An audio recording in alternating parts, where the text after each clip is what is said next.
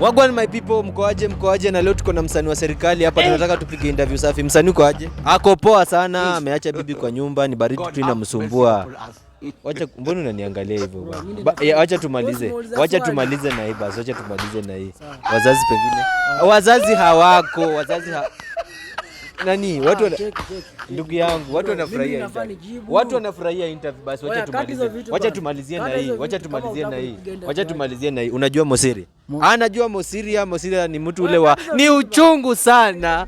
Wacha tumalizie na. Unajua Sakaja? Sakaja ni amdui, ni mtu mwenye anateseka, yeye ako sawa na pengine kwa nini unakasirika bana? Ona venye watu wamefurahia na interview yako. Watu wanasema hata umeng'ara sana. Ndugu yangu una date? Mimi. Date eti yeye ni lele, yeye hata isimamangi, yeye yani yako tu hapa duniani. Bwana, mbona umefurahia? Basi wacha tumalize na hiyo. Serikali pengine maneno ya serikali nakupeleka. Yeye hajui kama serikali iko, anaishi tu kama mtu wako, hata hajui kama serikali inafanya kazi. Bwana, mbona unaniangalia nikaunda hapa bwana? Interview ni mzuri sana, una watu wamefurahia. Pengine ndugu yangu uko na crush. Mimi nimekuambia mimi ni lele, sina crush. Yaani anasema yeye deal na hiyo maneno.